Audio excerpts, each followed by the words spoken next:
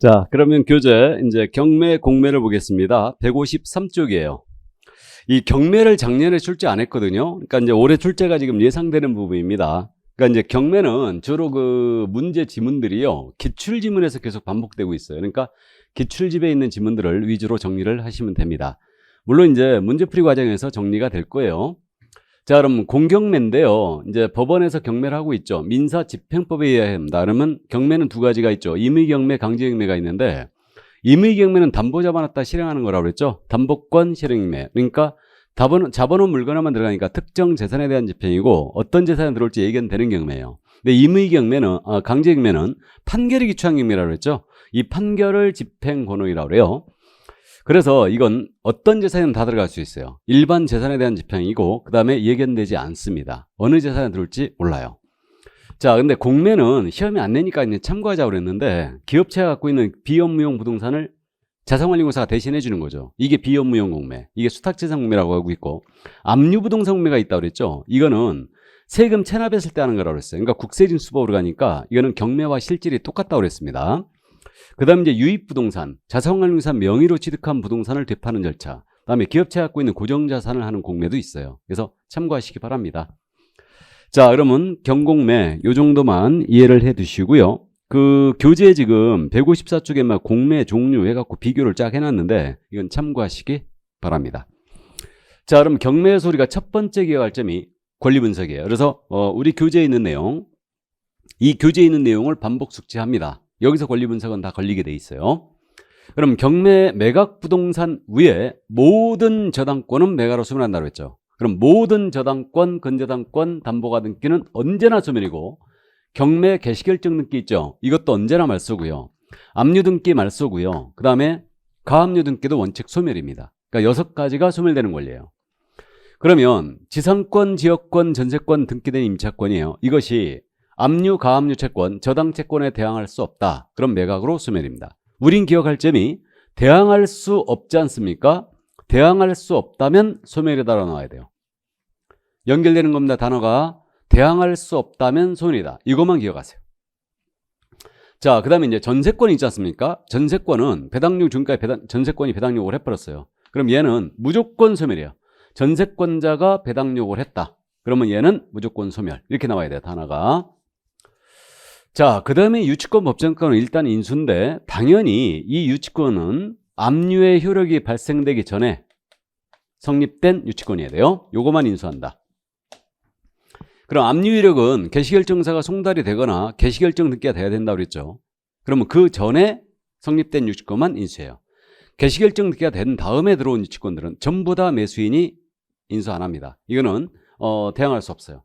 그러니까 경매 등기된 다음에 권리를 취득한 자는 낙찰자 매수인에게 절대 대항 못합니다. 자, 그래서 유치권 법정 사건을 인수하고요. 자, 매수인은 유치권으로 담보하는 채권을 변제할 책임이 있다고 그랬죠. 근데 유치권자는 변제를 청구할 수는 있다 없다? 없다예요. 그러니까 이거 있다 없다를 이렇게 구분하자고 그랬어요. 유치권은 깔고 앉아있는 권리만 준 거니까 변제 청구 안 돼요. 근데 책임이 있는 거죠. 그렇게 이해하세요. 그래서 변제를 해야지만 목적물을 인도받을 수 있습니다. 권리 분석, 이 범위를 절대 못 벗어난다. 그래서 핵심 단어들을, 키워드를 꼭 이렇게 정리해 주시기 바랍니다. 자, 그럼 권리 분석 가볍게 이렇게 이해해 주시고, 이제 경매 절차로 가죠. 여기서 이제 민사집행법의 내용이 연결되고 있는데, 경매 절차입니다, 이제. 그러면 경매 신청을 했거든요. 그럼 하루 이틀 정도면 개시결정이 떨어지고요. 개시결정서를 송달을 하거나 또는 개시결정 등기를 한다고 그랬죠. 그럼 압류효력이 발생해요. 그래서 이렇게 채무자의 개시결정서를 송달하거나 이렇게 경매 개시결정 등기가 되면 압류효력이 발생하는데, 미등기 건물 경매 신청된다고 그랬죠. 채무자 소임이 증명되고 건축하거나 신고된 건물이다. 미등기 건물 강제경매 신청 가능합니다. 그러면 직권 보존 등기 해버리고요. 개시결정 등기를 해버려요. 자, 그러면 발생된 압류 효력 있잖아요. 경매 신청을 취하를 했다. 그러면 취하라는 것은 철회입니다. 그럼 압류 효력은 소멸하겠죠. 다만 매수 신고가 있었어요. 이거 매수 신고가 있었다는 얘기는 그 경매했다는 얘기죠. 그러니까 최고가나 차수인이나 매수인이 나왔다. 그럼 그들의 동의를 있어야지만 압류력이 효력이 발생합니다. 자, 그 다음에 이제 이중경매도 가능하죠. 그럼 이중경매는 이라고 했죠. 예를 들어서 1번의 저당권이고 2번의 근저당권인데 야가 경매를 신청했어요. 그럼 경매 신청한 채권자를 압류 채권자라고 부르거든요. 이렇게 부르는데 경매 신청했어요. 개시결정했거든요. 근데 1번 저당권도 체납돼 있을 가능성이 크죠. 그러니까 야가 또 경매를 신청한 거예요. 그러면 개시결정 또 합니다. 이걸 이중경매라고 그래요. 그럼 이런 경우에는 먼저 신청한 절차에 따라서 경매를 진행하고요. 이 경매 절차가 취하가 되거나 취소가 됐잖아요. 그러면 이 절차로 계속 진행해 버립니다. 이걸 이중경매를 한다. 그래서 이중경매 가능하고요. 그 다음에 또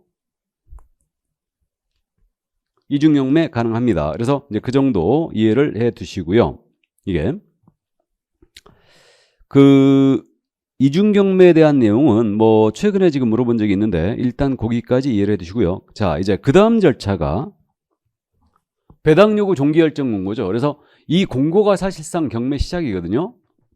그러면 이 공고 첫 번째 이제 빚잔치 하니까요. 채권자들 이날까지 배당요구 들어오세요 하고 배당요구 마지막 날짜, 이게 배당요구 종기예요. 그럼 배당요구 종기는 첫 매각기일 전으로 법원이 정하는 합니다.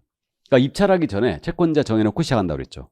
이렇게 정하게 공고 나갔어요. 그러면 배당요구 종기까지 채권자라면 배당요구 들어와야 됩니다. 그래야 배당받을 수 있어요. 그러니까 최우선 변제권이 있다 하더라도 배당요구 안 했다, 배당 안 합니다. 그래서 배당요구 종기까지 채권자는 배당요구를 들어와야 된다.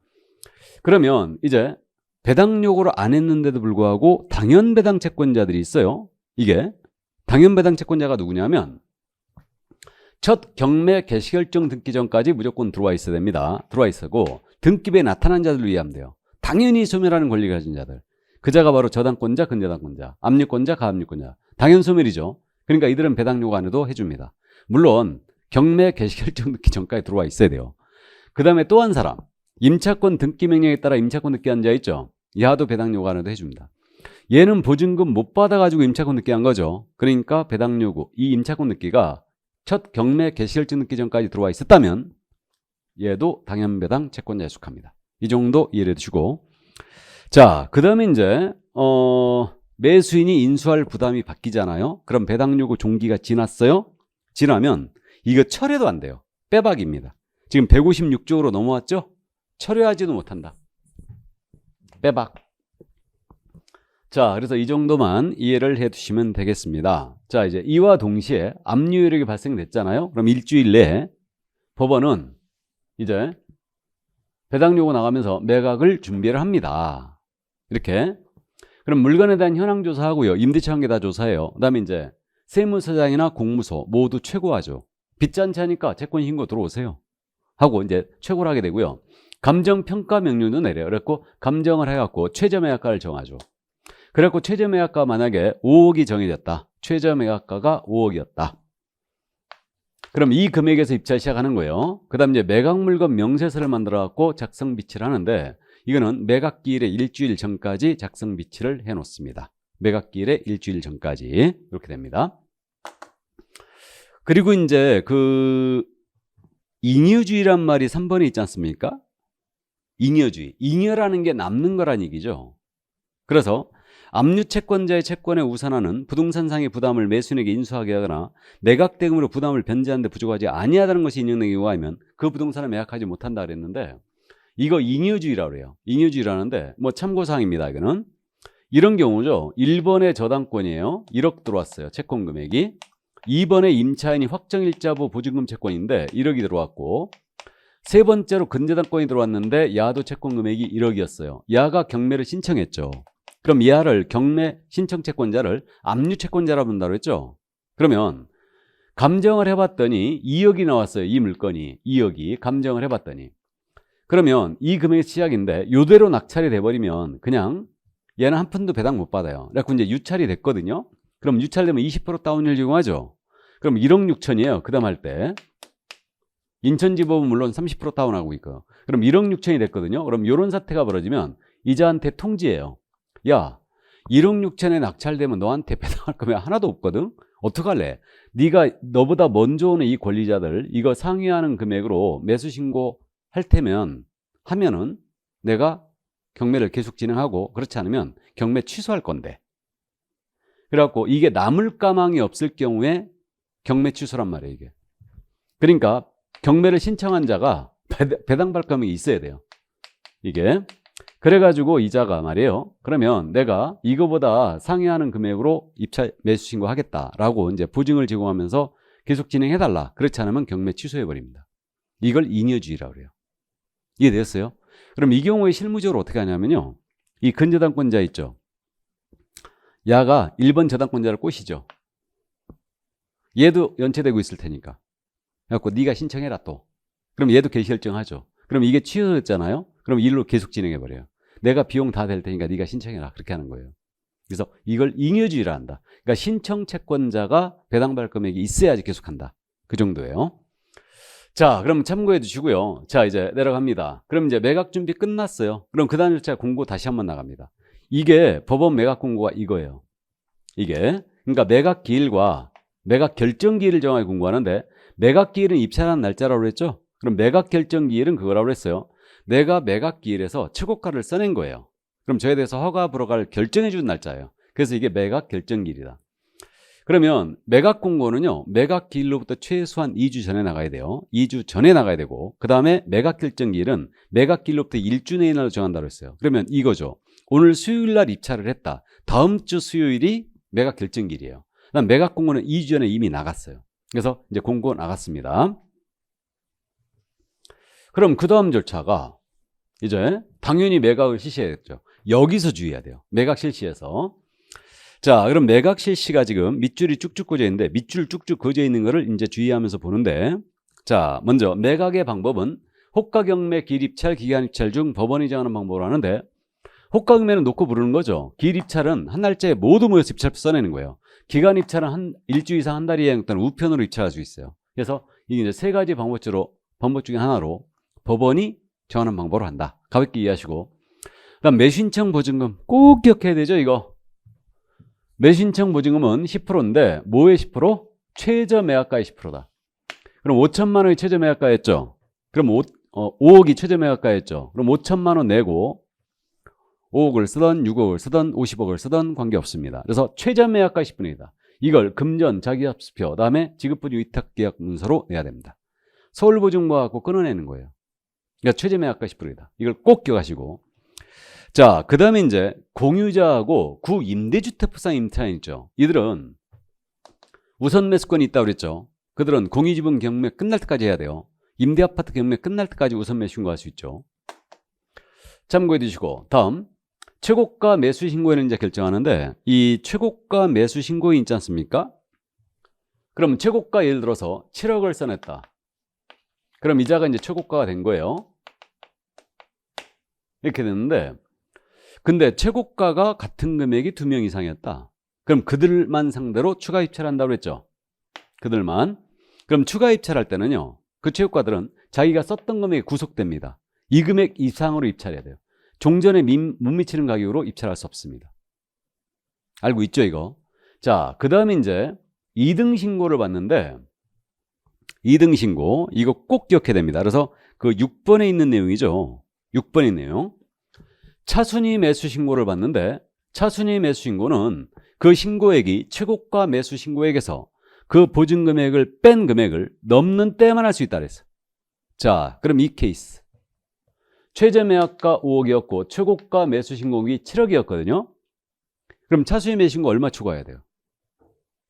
6억 5천. 최고가 7억이잖아요, 지금. 보증금이 얼마예요? 5천이죠. 둘이 빼요. 뺀 금액을 넘는 때만 할 수 있다 그랬죠? 그러니까 6억 5천이죠. 6억 5천을 초과하는 때만 할 수 있어요. 이해하셨죠? 그럼 차순위 매수신고는 이거 최고가가 대금 납부할 때까지 보증금이 계속 묶이죠. 그래갖고 이자에게 바로 자격을 주는 거예요. 이게. 자, 그리고 이제 떨어진 사람은 그 자리에서 보증금을 돌려줘 버립니다. 그렇게 돼요. 그래서 이제 그 정도 이해하시고. 그 다음에 이제 1길 2 입찰이란 말 나와 있는데 지금 입찰이 10시에 시작합니다. 그래가지고 11시 20분에 끝내는데 오전에 입찰했다가 유찰됐잖아요. 허가할 매수각 신고가 없었어요. 그러면 매각길에 마감을 취소하고 다시 한 번 할 수 있는데 이걸 1길 2회 입찰이라고 해요. 그러니까 오후에 다시 한 번 할 수 있어요. 근데 지금 한다는 법원은 못 들었고요. 참고하시고. 그 다음에 유찰됐어요. 허가할 매수가격 신고 없이 매각기일이 최종 마감됐다. 이게 유찰이에요. 이게. 그럼 이때는 상당히 금액을 저감하죠. 그러니까 유찰 시에만 저감률을 적용합니다. 명심하세요. 그 다음에 세매각을 실시한다. 유찰 세매각이에요. 이게. 그러니까 통상 20%. 뭐 인천지법은 30%를 다운하고 있죠. 그래서 이게 매각 실시에서 우리가 꼭 기억할 점이었습니다. 자, 그럼 이제 최고가 7억이 나왔어요. 그럼 이제 그 다음 절차가 매각 결정일이죠. 일주일 뒤에. 여기서 이제 최고가에 대해 허가 불허가를 결정해 주죠. 그래서 이름이 매각 결정일이다. 이게. 그러면 이때 경매 목적물 취득에 필요한 관청의 증명이나 허가가 필요하다. 그럼 이게 대표적으로 농취증인데 이는 매각 결정일까지는 보완해야 됩니다. 그래서 이렇게 되고요. 매수 신고할 때 내는 거 아니라는 거죠. 그걸 주의해야 돼요. 그 다음에 이제 이 허가 결정에 대하여 항고할 수가 있어요. 그러니까 결정에 대한 불복이 항고거든요. 그러니까 항고할 수 있는데 허가 결정에 대해서 항고가 들어가는 거예요. 그럼 이제 쓸데없는 항고를 막기 위해서 항고보증금을 공탁해야 돼요. 이게 항고보증금인데 이거 꼭 기억해야 됩니다. 이건 매각대금의 10분의 1이에요. 그러면 매각대금은 최고가 매수 신고 금액이죠. 그러면 최고가 7억 나왔잖아요. 그러면 7억의 10%예요, 이거는. 그러니까 7천만 원 내고 항고할 수 있어요. 현금이나 유가증권은 공탁을 해야 됩니다. 이렇게. 그랬다가 항고자 중에 소유자, 채무자가 항고했다 기각당했어요. 쓸데없는 소리 하지 말라고. 그러면 이 공탁한 보증금을 돌려받지 못합니다. 왜 그랬냐면 소유자, 채무자는 직접적인 이해관계에 있는 자들인데 이들이 돌아가면서 항고를 해야 되는 거예요. 그러니까 항고 들어가면 2달 절차 지연이거든요. 그러니까 절차를 지연시키니까 항고를 인정하는데 기각당하면 안 돌려주겠다고 해갖고 이들의 항고가 쏙 들어갔어요. 그냥 겁나 사질 못하는 겁니다. 그래서 일단 이들은만 안 돌려주고요. 나머지 이해관계는 돌려주는데 기각당해도 그 절차 지연시켰죠. 지연시킨 만큼 이자 빼고 돌립니다. 연 12% 이자 빼고 돌려줘요. 근데 소유자 채무자는 아예 몰수예요. 공탁한 보증금 안 돌려줘. 자, 그 다음에 이제 이게 농취증 미제출했어요. 그럼 불허가 나와버리겠죠? 그러면 보증금 날리는 거예요. 날리고요. 이때는 저감이 없는 세매각을 실시합니다. 이게 불허가 세매각이에요. 유찰 시에만 저감률 적용하죠. 이게. 자, 그럼 이제 항고 기간 끝났거든요. 일주일이거든요. 그래갖고 끝났어요. 그러면 매각 결정이 확정이 됐어요. 이제 최고가에 대해서. 확정이 되면 그 다음 절차가 당연히 뭐겠습니까? 매각대금 납부해야 되죠. 여기서 매각대금 납부하는데 특별히 매각대금에서 중요할 게 꼭 지급 기한이라는 걸 꼭 명심합니다. 그래서 기한제다. 기일제가 아니라는 거예요. 전에는 기일제였죠. 지금은 기한제예요. 이걸 명심하시고 차순위 매수인원한테도 같이 통지해줘요. 이게 그렇게 돼 있고요. 그 다음에 이제 상계할 수 있는데 이게 또이또이 한다는 얘기죠. 그러니까 이제 채권자가 낙찰받으면 배당받을 금액과 납부할 금액이 있는데 이거를 상계할 수 있어요. 매각 결정기일까지 상계 신고 들어가야 되고 그래야 되고요. 자, 그 다음에 이제 이건 아는데 매수인이 대금을 다 냈거든요. 그럼 매각의 목적인 권리를 취득하는 거죠. 이것도 아주 잘 물어보죠. 대금 완납 시 취득입니다. 잊었는게 축탁할 때가 아니에요. 그 점을 유의하시고. 그럼 법원이 정한 기한까지 의무를 완전히 이행치 않았다. 다시 정한 기한까지 의무를 이행치 않았다. 이게 미납이죠. 미납. 그럼 미납을 하게 되면 이때는 재매각이라고 그래요. 그래서 이걸 여러분들이 미제 그러는데 미납만 재매각이에요. 유찰 세매각, 불허가 세매각. 이때도 저감률 적용이 없습니다. 그금에서 다시 시작인데 종전에 정한 매각 가격이라든가 매각 조건을 그대로 적용해요. 다만 참고 재매각에서는 보증금을 20% 올려버립니다. 그래갖고 내가 입찰 들어가려는데 보증금이 20%로 돼 있다. 그럼 재매각이라는 걸 딱 알아보셔야 돼요. 그래서 재매각 원인을 반드시 파악하고 들어가야 됩니다. 그러면 이게 재매각에서 재매각 기일이 잡혔거든요. 잡혔는데 그 미납했던 매수인 있죠. 이분이 재매각 기일 3일 전까지 연체이자 찾고 완납을 했잖아요. 그럼 재매각을 또 취소해줘요. 그러니까 이 얘기죠. 그럼 대금 납부 기한을 넘겼어요. 납부 못했습니다.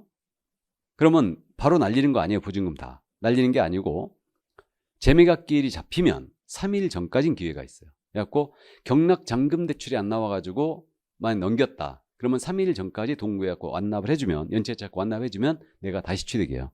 3일 전까지는 기회 있습니다. 참고해 두시고. 그러면 이제 재매각 절차에 전 매수인 있죠. 이것도 아주 잘못 씁니다.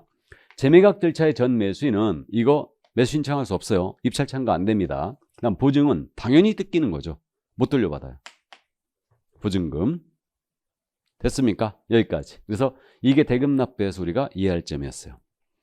자, 그럼 대금납부 됐거든요. 그럼 이제 한 장을 싹 넘기면 이제 배당 순서로 가야 되죠? 배당을 해야 됩니다. 그럼 배당은 지금으로부터 이제 17회 때 내고 마지막이었는데, 이게 배당은 뭐 시험에 낼 일은 거의 없는데 비소당으로 기억할 겁니다. 비소당. 진하게 써 있죠? 비소당. 그 영순위가 그거예요. 필요비, 유익비, 비용 상환 청구권. 비용. 그 다음에 소액보증금 중 일정액. 최우선 문제죠, 이거. 이거와 동순위가 최종 3개월분의 근로자 채권으로서 임금 채권하고 퇴직금 채권이에요. 3년분. 이게 동순위로 가고 있고, 당은 당해세예요. 집행대상 목적물에 직접 부과된 국세나 지방세. 대표적인 당해세가 뭐예요? 재산세나 종부세가 있죠. 그래서 비소당해요. 비용소액 당해세. 이렇게 되고, 꼴찌가 누구냐면 일반 채권이야.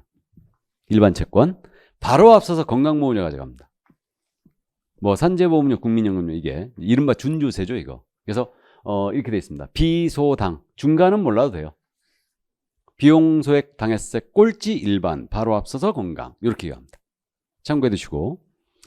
자, 그럼 배당 끝났거든요. 그럼 이제 이전등기 촉탁을 해주죠. 말소할 거 다 말소하고 이제 촉탁을 해줍니다. 그리고 마지막 절차가 인노민영제죠. 그래서 인노민영은 이게 이제 이른바 명도소송에 대한 특례인데, 이른바 임차인이 대항력이 없는데 BJR을 주장합니다. BJR이 뭐라고요? 배째라.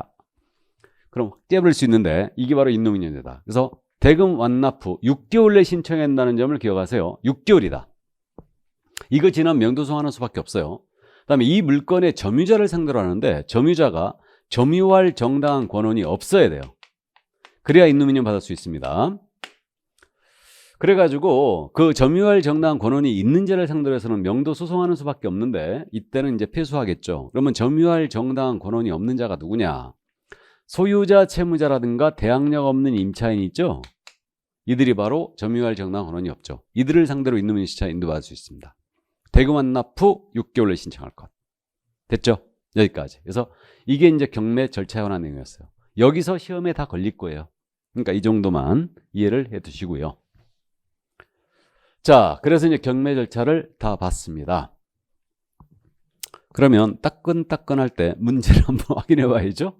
오늘 유인물 6번 문제. 틀린 것은 그랬는데 1번이거든요. 경매 개시결정한 부동산에 대해 다른 강제경매 신청인 때 법원은 뒤에 경매 신청을 각하해야 된다. 틀렸죠? 이중경매 한다고 그랬어요.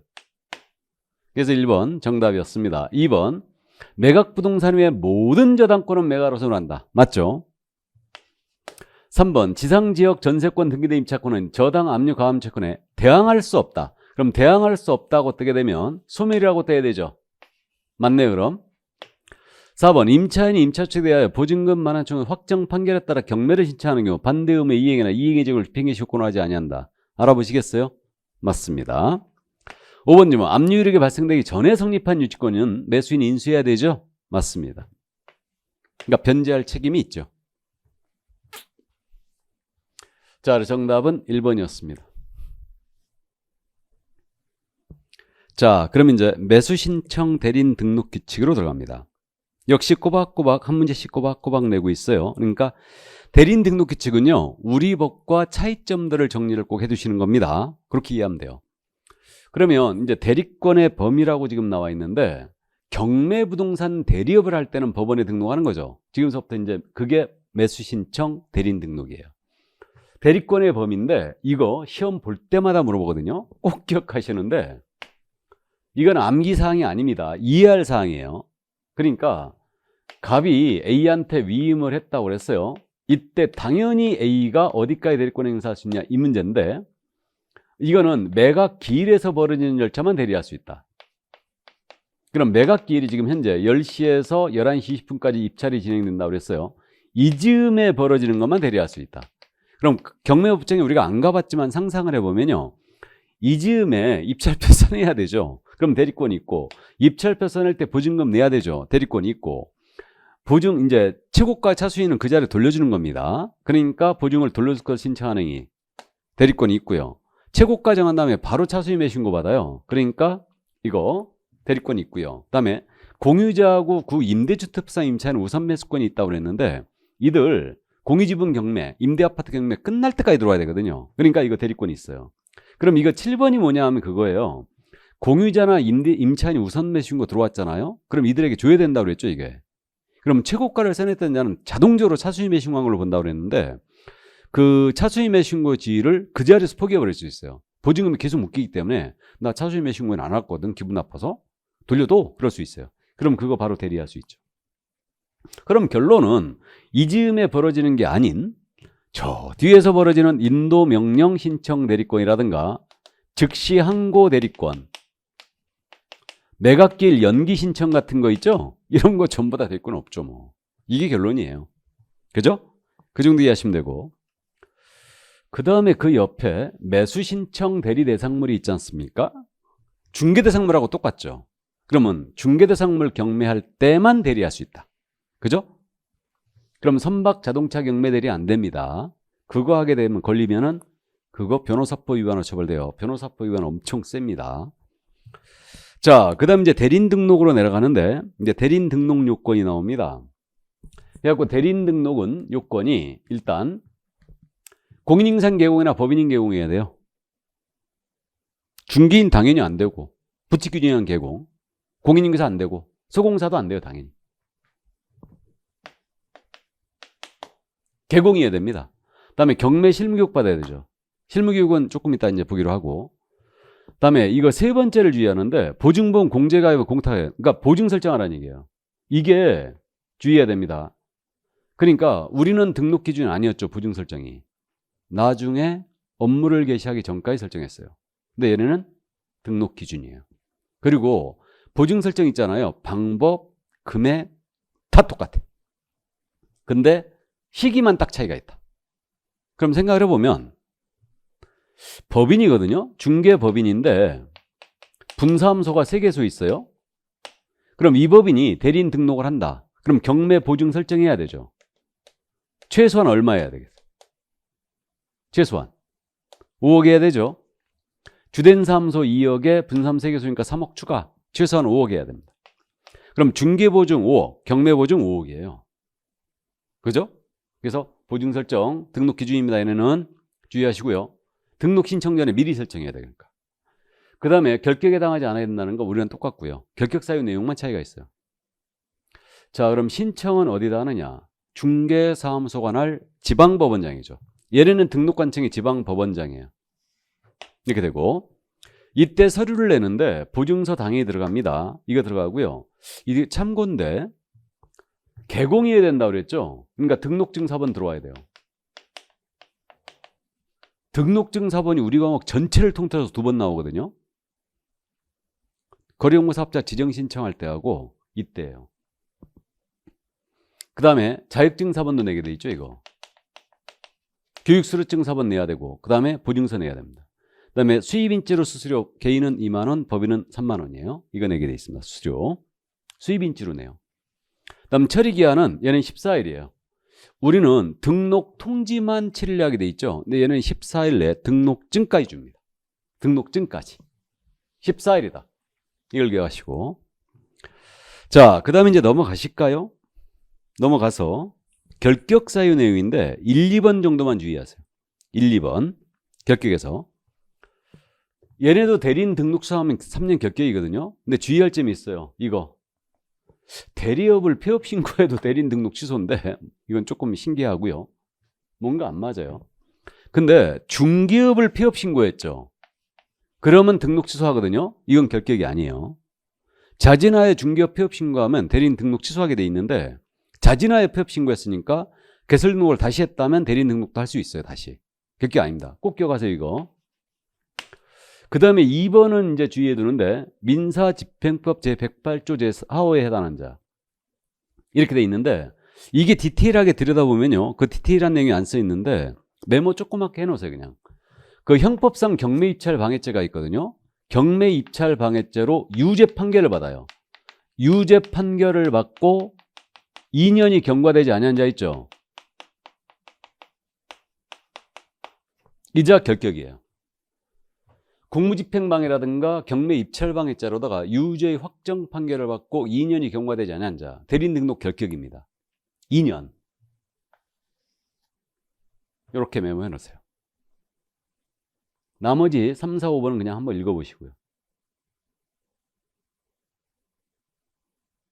됐습니까? 자, 그 다음에 이제 업무지원당이 전국 법원을 대상으로 하고 있고요. 매수신청 대리행위 있죠. 이거 엄청 잘 묻습니다. 이게 법원에 대리인 등록을 애써서 하지 않습니까? 불임까지 설정해서. 근데요, 대리행위 할 때마다 대리권 증명서면 내야 돼. 이상하잖아요. 그러니까 잘 물어봐요, 이거. 법원에 그럼 뭐하러 등록하는데? 그래서 어쨌든 대리행위 할 때마다 대리권 증명서 냅니다. 대리권 증명서면이 뭐냐? 위임장, 위임한 자 인감증명서 들어와야 되고, 인감증명서 들어와야 되고요. 그 다음에 대리인 등록증 사본도 내야 됩니다. 다만 같은 날 같은 장소에 여러 개의 대리행위를 동시에 한다. 그럼 이때는 하나의 서면으로 가름할 수가 있는데, 어쨌든 대리권 증명서면을 대리행위 할 때마다 내야 되고, 개공이 직접 출석해야 돼요. 이것도 엄청 잘 물어요. 소공이 대신 갈 수 없습니다. 그러니까 느낌 오시죠? 얘네들이 우리가 대리 업무 하는데 얼마나 지금 안 입곱게 생각하고 있는지. 그죠? 그래서 이거 아주 잘 묻습니다. 이해 꼭 해두시고. 그 다음에 이제 개공의 의무로 내려가서 뭐 신의 성실 의무 얘네 있죠. 뭐 당연히. 비밀 준수 의무도 있어요. 우리랑 똑같다고 보시면 돼요. 그냥. 그 다음에 그 옆에 확인 설명 의무가 있는데 161쪽이 지금. 이 얘네도 우리네 구조는 똑같아요. 위임 이렇게 받으면 설명을 해줘야 되고 근거자로 제시하는데 설명사항 있잖아요. 이거 암기하지 말고 중요사항만 설명한다. 대리대상물의 표시, 권리관계, 규제 및 제한사항 설명해야 돼요. 그 다음에 경제적 가치, 동그라미. 경제적 가치 설명해야 되고요. 밑줄 쳐져 있죠? 그 다음에 그 밑에 리을에 이 부동산에 대한 소유권을 취득함에 인수 부담할 권리 있죠?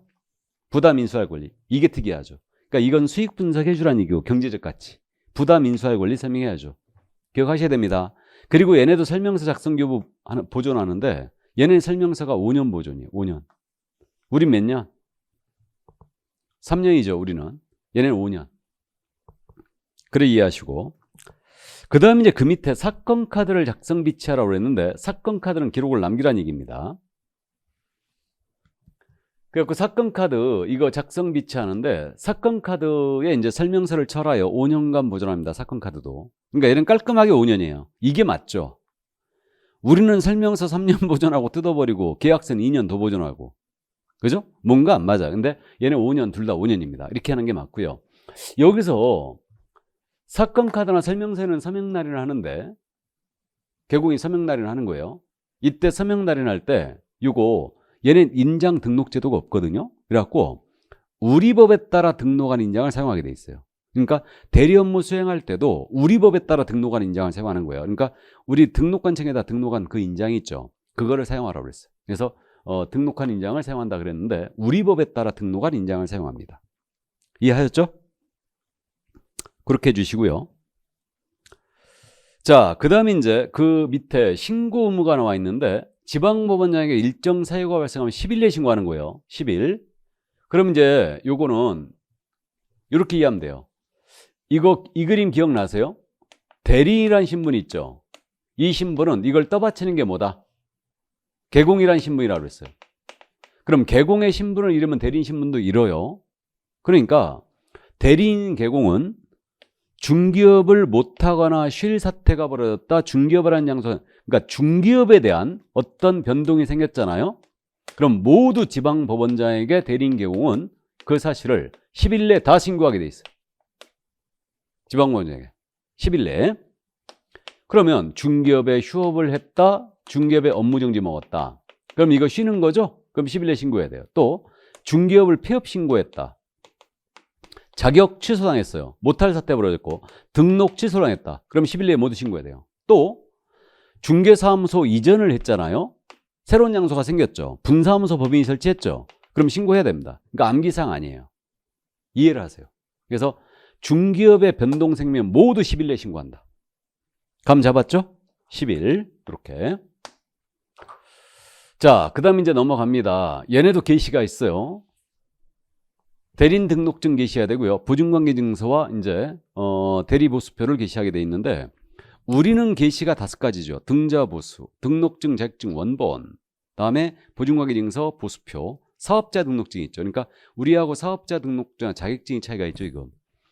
그럼 공인중개사인 개공이 대리업까지 같이 한다. 한쪽 벽면에 8가지 걸어져 있어야 된다고 그랬어요. 그죠? 8가지.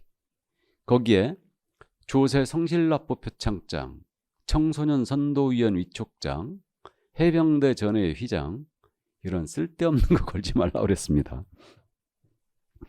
자, 그럼 개시 그 정도 이해하시고, 조치 이행 의무가 있죠. 당연히 법정에 출석하니까 집행관의 주체에 따를 의무가 있고요. 민사집행법 규정을 준수할 의무가 있죠. 당연한 얘기고, 금지행위는 1, 2, 3번 정도만 주의하세요. 1, 2, 3번. 이중으로 대리인 등록 신청 금지행위고요. 매수 신청 대리인이 된 사건에 있어서 매수 신청으로서 매수 신청하는 행위. 이게 그 얘기예요. 위임을 받았는데 개인적으로 매수 신청으로 매수 신청하면 안 된다는 얘기입니다. 당연한 얘기고. 그 다음에 이제 3번은 동일 부동산에 대한 이해관계에 다른 2인 이상의 대리인 대리인이 안 되겠죠? 당연히. 나머지는 참고하시고요. 자, 그럼 내려갑니다. 휴폐업 신고. 이제 넘어가죠. 내려가는 게 아니고 넘어가야 되겠네. 얘네도 휴업폐업이 있거든요. 우리랑 규정이 비슷한데 3월을 초과하는 대리 업무 휴업한다 신고해야 되고요. 6월 초과할 수 없습니다. 근데 우리랑 차이가 있는 게 얘는 부득이한 사유가 없네요. 질병, 징집, 취약, 그다음에 임신, 출산, 기타 국토부 장관이 정하는 사항 이런 게 우리는 있는데 얘는 부득이한 사유 이런 게 없어요. 6월 초과 불가 그냥 이렇게 돼 있어요. 그 다음 손해배상 책임의 보장이 있는데 이거 말씀드렸듯이 고의 과실로 손해입히면 손해배상, 재산상 손해배상 책임이 있는데 보증 설정하게 돼 있습니다. 근데 우리랑 똑같은 데 있잖아요. 얘는 대리인 등록 신청 전이라고 그랬죠. 요것만 딱 차이가 있는 거예요. 보증보험, 공제, 공탁, 금액 다 똑같아요. 다 똑같습니다. 시기만 딱 차이 있다. 그래서 꼭 주의해 주시고, 그 다음에 이제 기타 부분이 있는데 그 사무소 명칭이나 간판에다가요 법원의 명칭 못 쓰게 돼 있습니다. 법원 행정처장이 인정하는 경우가 아니면 법원 명칭이나 휘장을 못 쓴다.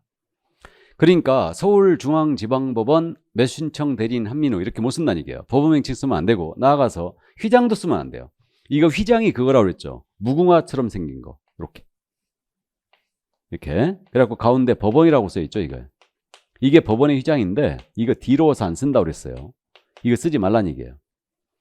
그 다음에 업무 정지 먹었거든요. 대리 업무 정지 먹었어요. 그럼 출입물 잘 보는 곳에 써놓게 돼 있습니다. 이거. 그래서 나는 업무 정지 먹었걸랑요 하고 써놔야 된다고 그랬어요. 그래서 어쨌든 그 정도 이해하시고, 그 다음에 이제 보수가 있는데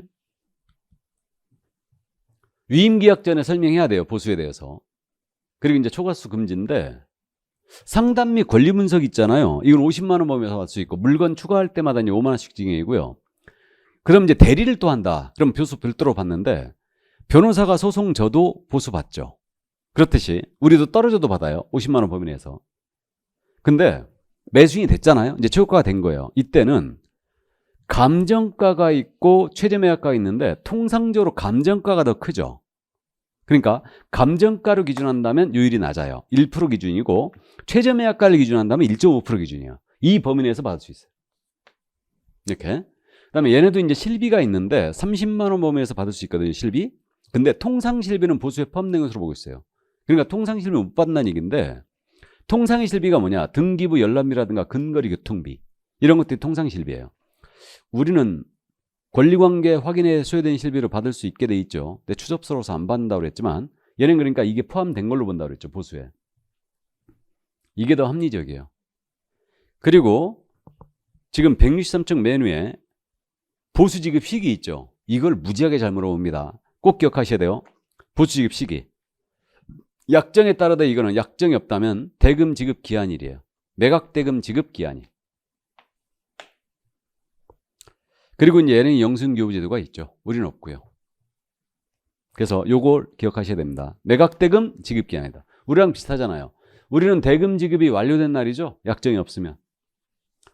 자, 그럼 보수 그 정도 참고하시고요. 실무교육 있지 않습니까? 얘는 경매 실무교육과 우리 중개 실무교육은 이제 각각이고 얘는 연수교육이라든가 이런 건 없어요. 없는데 실무교육 우리 차이가 있는 거 있잖아요. 얘네는 법원 행정처장이 실무교육 주체예요. 그러니까 명심할 게 경매 실무교육 나왔잖아요. 그럼 이건 법원 행정처장이 꼭 나와야 됩니다. 상당히 높으신 분이죠. 그 사법부 1인자가 대법원장 아니에요. 2인자가 누구냐 하면 이분이에요. 법원 행정처장이에요. 그러니까 대법관 중에 한 명인데 이분이 지정하는 지역 교육관에서 경매에 관한 실무교육을 받습니다. 이때 법인은요.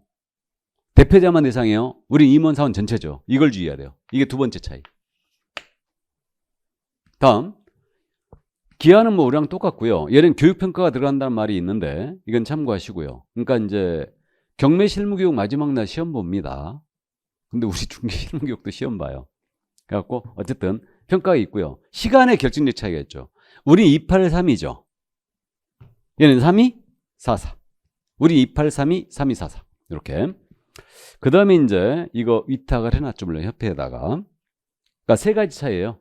법원 행정처장이 주체고 얘네는 대표자만 대상이고 3244. 이 정도.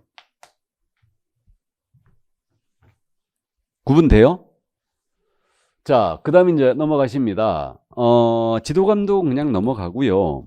이제 얘네도 필요적 등록 취소와 의무적 등록 취소가 있고요. 업무 정지가 있거든요. 근데 일단은 업무 정지가 좀 특이합니다. 업무 정지 얘네는 업무 정지를 명해야 한다가 있어요. 필요적 업무 정지가 있다는 거죠. 우리 업무 정지 할 수 있다잖아요, 다.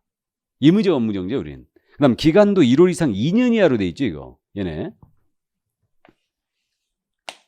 그래서 필요적 업무 정지가 있는데 왜 그랬을까? 자, 이거 보시죠, 이제. 이거. 우리 중기업을 쉰다면 대리업 쉬어야 된다고 그랬죠. 그럼 이 얘기예요. 중기업에 휴업 신고했지 않습니까? 4개월? 그러면 10일 내에 신고했죠. 그럼 대리업무에 대하여 필요적 업무 정지를 명해야 된다. 업무 정지를 명해야 한다고 돼 있어요. 중기업 업무 정지 먹었죠. 3개월 업무년. 그럼 10일 내에 신고했잖아요. 그럼 지방법원장은 대리 업무의 필요적 업무 정지를 때립니다. 명해야 한다요. 그러니까 암기사항 아니에요. 이해할 사항입니다. 중기업을 쉰다면 대리업 쉬어야 한다. 그럼 중기업을 못한다면 필요적 등록 취소죠. 그러면 중기업 폐업 신고했어요. 자격 취소했다. 등록 취소했다. 그러면 대리인 필취예요. 중기업을 못할 사태 벌어졌잖아요. 지금. 다만 중기업 폐업 신고하는 바람에 대리인 등록 사무인은 결격이 아니라고 그랬죠. 말씀드렸습니다. 그러니까 암기하지 말고 이해하세요. 그럼 왜 얘네는 업무정지가 2년까지 가 있느냐? 우리 부득이한 사유로 인한 휴업은 이거 2년도 갈 수 있잖아. 징집당하면. 그러니까 필요적 업무정지가 2년까지 가 있는 거예요. 1월 이상 2년까지. 이해되세요? 그래서 이제 그 점 주의하시고요.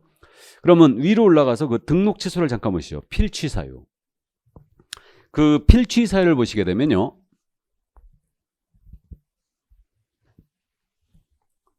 뭐 중기업 폐업 신고했다, 자격 추산했다, 등록 추산했다, 뭐 이렇게 돼 있는데 5, 6번을 보시면 등록 당시에 등록 요건을 갖추냐 까라 등록 당시에 결계에 걸려 있었다.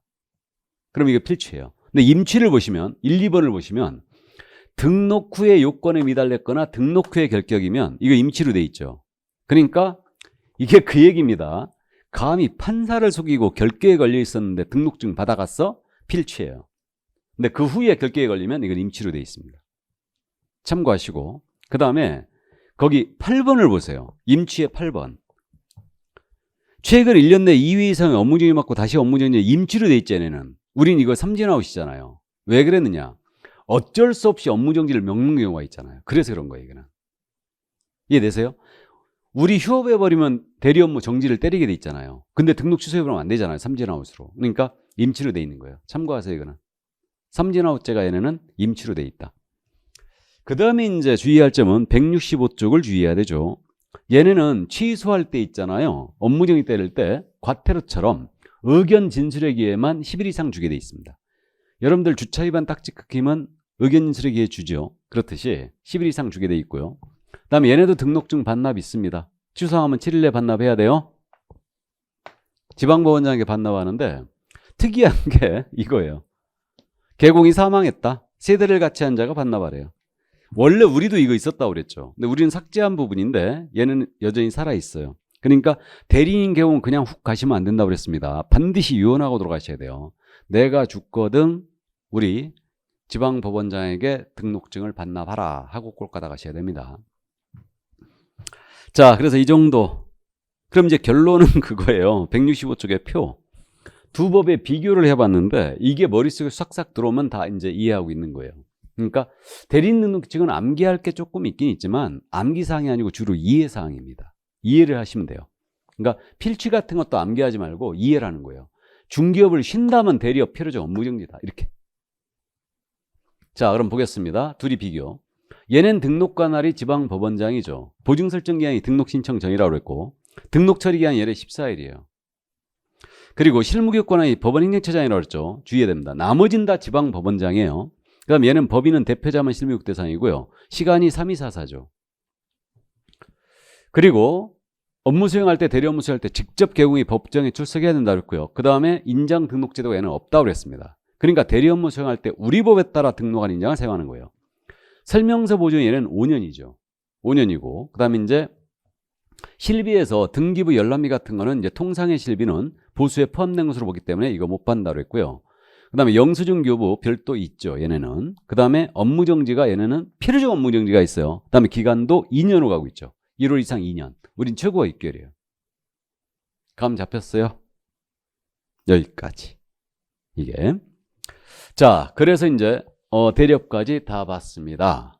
그러면 문제 7번 한번 확인해 볼까요? 자, 그럼 대리와 관련한 설명으로 옳은 것 그랬습니다. 1번 지문이에요. 매수신청 대리 대상물의 경제적 가치까지 설명할 필요는 없다. 경제적 가치 설명해야 되죠. 틀렸고 인수 부담할 권리도 설명해야 됩니다. 2번 지문. 대리인으로 등록한 기업공사는 업무를 개시한 후 즉시 보증보험 공제에 가입을 공탁을 한다. 아니죠. 등록 신청 전까지 해야 되죠. 그래 틀렸고 3번 기업공사가 매수신청 대리 위임계약을 체결한 경우에 그 대리 대상으로 확인설명 사본을 사건 카드에 철하여 3년간 보존한다. 3년이 아니고 이건 5년이죠.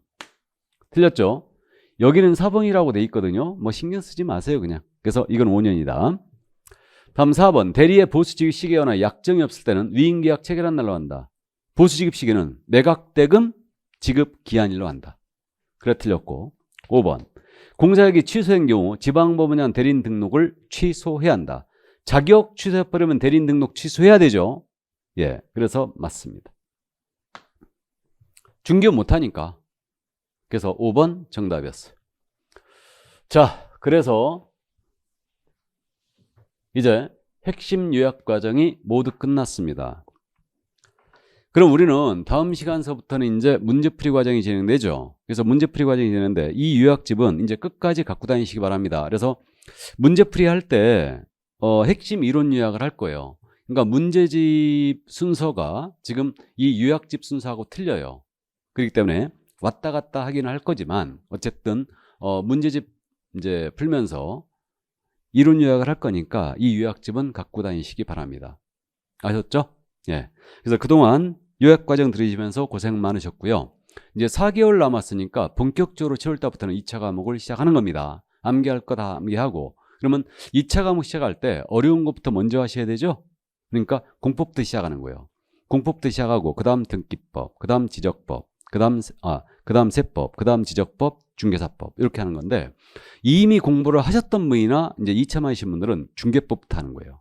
중개법이 득점이 되면 모든 게 다 상승 효과가 있거든요. 그러니까 이제 그렇게 해주시고 처음 하시는 분들은 어려운 것부터 하는 거예요. 공법부터.